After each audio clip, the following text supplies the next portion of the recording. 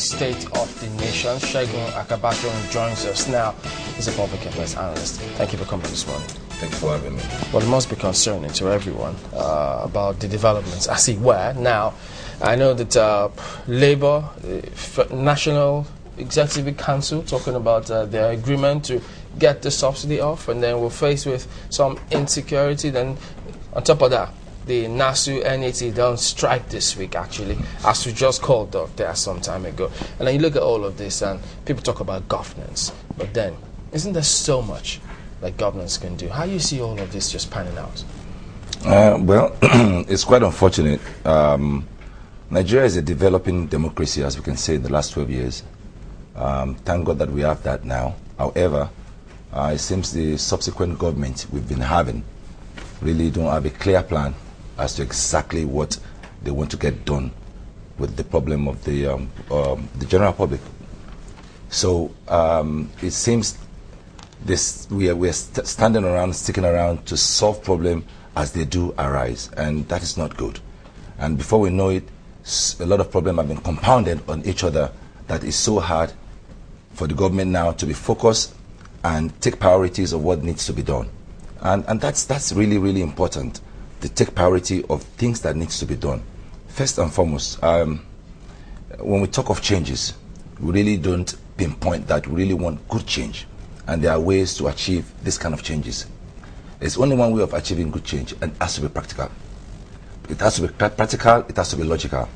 And just watching the news yesterday, there was a senator proposing a bill to ban night driving.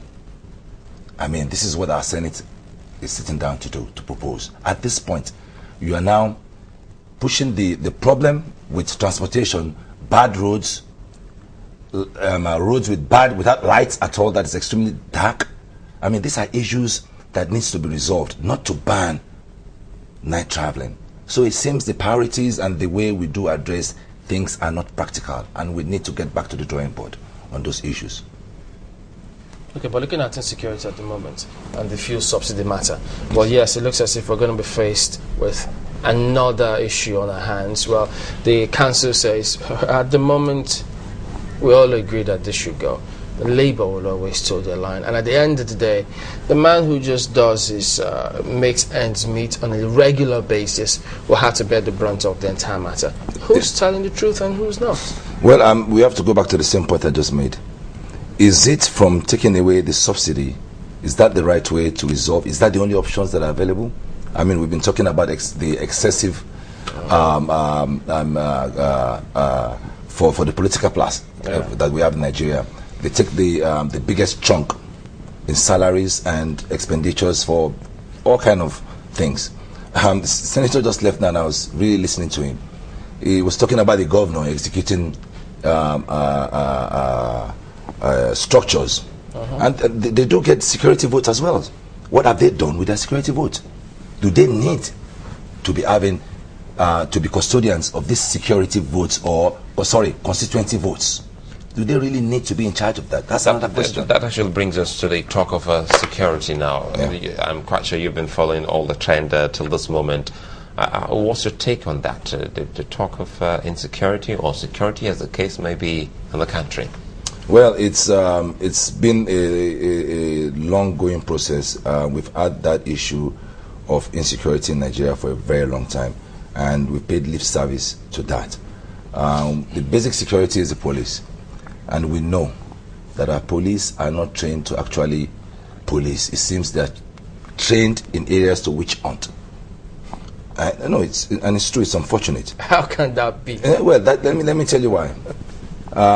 You see, when the bomb blast occurred at the United Nations, for instance, as an example, the first thing you expect is you need the police to be the first to arrive at the scene because it becomes a crime scene. Then they have to cordon off the area so that they can maintain the integrity of possible clues and evidence to trace what actually happened. Because what happened was a bomb exploded. Now, was it a bomb or was it even a missile? It could have been an RPG. We don't know. But there was an explosion. So they need to now investigate and let us know what kind of explosion was it. Was it what kind of detonation was it? Was it with C4? And we need to find out where did this C4 come from. Are you saying that the police didn't do what they're supposed to? These are the things that the government should have told us to alleviate, to really reduce the fear and the anxiety that we have about insecurity in the country. No, what are the things that government should have told us? What government should have told us exactly what transpired. That they are on top of this case and they are on top of it vigorously. First and foremost, they need to have, within a couple of days, told the Nigerian public that we can ascertain that a bomb exploded by using this kind of detonation. One, that what they suspect where this could have come from all the evidence they have, is probably smoke from China, Russia, or from neighboring African countries where we have these weapons of destruction that is now coming into Nigeria from, now we have the threat of Libya, that we're going to have so much weapons that are going to come into the country through the back doors because our borders don't have the integrity they needed. However, where the government has gone wrong is to try and keep quiet about exactly what had happened and why what they will do exactly to prevent it from happening again. That's where I want you to highlight prevention. Yes. Now, if we're going, let's say that we have specific public buildings in Nigeria, the first thing they need to do is this: to have a perimeter, a perimeter situation where we have the background or the foreground to come into the building, and then the integrity inside the building. So if I'm coming in, for somebody who brought the bomb into the United Nations, the bomb cannot be in your pocket. It cannot be on your body. For a bomb that was of that magnitude, it was carried in through a parcel.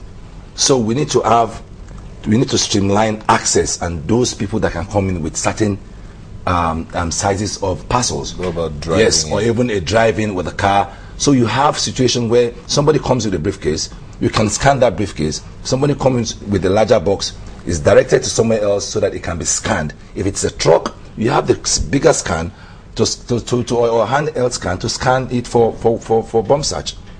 So these are the things that needed to be done immediately at all the strategic locations of government buildings. You should be seen in Aso Rock. You should be seen at the National Assembly Complex.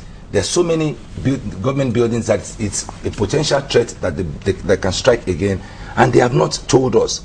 They have done everything to secure future occurrences of public venues. But do you think is that what they should be doing now? Talking? No, they need to strike immediately into action. You see, in the police force, we have the CID or SCID, and we have the SSS.